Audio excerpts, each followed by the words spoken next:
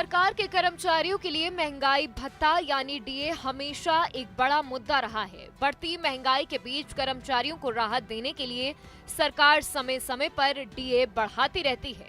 अभी केंद्र सरकार साल में 2 बार महंगाई भत्ते में बदलाव करती है ताकि कर्मचारियों और पेंशन पाने वाले लोगों को बढ़ती कीमतों से थोड़ी राहत मिल सके। लेकिन अब 8वें वेतन आयोग को लेकर चर्चाएं तेज हो गई हैं। और इसी के साथ सरकारी कर्मचारी संगठनों ने सरकार के सामने एक बड़ी मांग रख दी है। कर्मचारी चाहते हैं कि अब महंगाई भत्ते को अलग से देने के बजाय सीधे बेसिक सैलरी में जोड़ दिया जाए।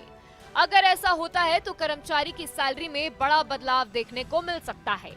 ये मांग AINPSEF समेत कई कर्मचारी संगठनों की तरफ से रखी गई है। उनका कहना है कि पिछले कुछ सालों में महंगाई बहुत तेजी से बढ़ी है।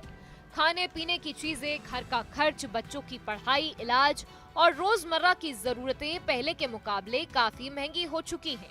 ऐसे में सिर्फ डीए बढ़ाना काफी नहीं है, बल्कि इसे बेसिक सैलरी का हिस्सा बना देना चाहिए। कर्मचारी संगठनों का मानना है कि अगर डीए बेसिक सैलरी में जुड़ जाएगा तो कर्मचारियों को लंबे समय तक फायदा मिलेगा, क्योंकि इसके बाद दूसरे भत्तों और सुविधाओं की गणना भी बढ़ी हुई आएगी, बेसिक सैलरी के आधार पर होगी। इसका सीधा असर कर्मचारियों की कुल सैलरी, पेंशन और रिटायरमेंट के बाद मिलने वाले पैसे पर भी पड़ेगा। अभी केंद्र सरकार के कर्मचारियों को उनकी मूल सैलरी से अलग डीए दिया जाता है।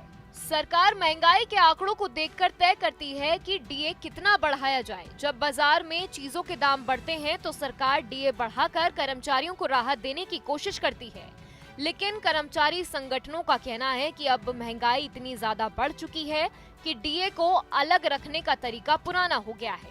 उनका कहना है कि अगर इसे बेसिक सैलरी में जोड़ दिया जाए तो कर्मचारियों की आर्थिक स्थिति ज्यादा मजबूत होगी। 8वें वेतन आयोग को लेकर अभी सरकार की तरफ से चर्चा और सुझाव लाने की प्रक्रिया चल रही है। इसी दौरान कर्मचारी संगठनों ने अपनी मांगे सरकार तक पहुंचाई हैं। अब सभी की नजर इस बात पर टिकी है कि सरकार इस मांग पर क्या फैसला लेती है। अगर सरकार डीए को बेसिक सैलरी में शामिल करने का फैसला करती है तो इसका फायदा लाखों सरकारी कर्मचारियों और पेंशन भोगियों को मिल सकता है। इससे उनकी मासिक आय बढ़ेगी और भविष्य में मिलने वाली पेंशन और अन्य सुविधाएं भी ज्यादा हो सकती हैं।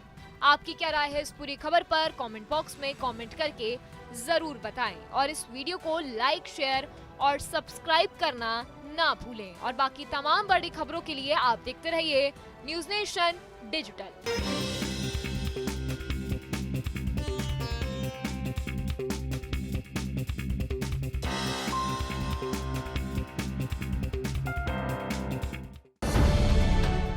अब से डीडी फ्री डिश की चैनल नंबर 57 पर देखिए न्यूज़ नेशन।